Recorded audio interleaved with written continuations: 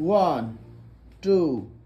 3 พ่อเนี่ยปนรับสิลายข้านักกาบเนี่ยเราไม่ขาเองสิลายไงสิลายใช่ไหมเว้นไหนไงติดโดน very good good boy oh thumbs up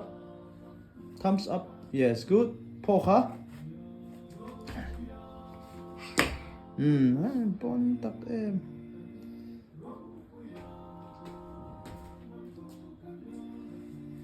บนตุก Locks ตุน่ะกัปตันอเมริกาขันเรากาปังอ๋อฮาวกันเลยกัปตันอเมริกาเนี่ยบนเว 1 2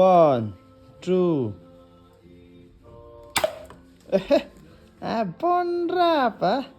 กับตั้งเทเรารีปุ๊บไม่นี่กับเลยตัวเนี่ยเนี่ย come on อเมลค่ะ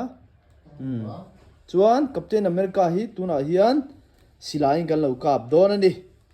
come on บล็อกเหรอสิลายกันกับปังกับลังโซ่เรากันเอ็นังบนเว 1 2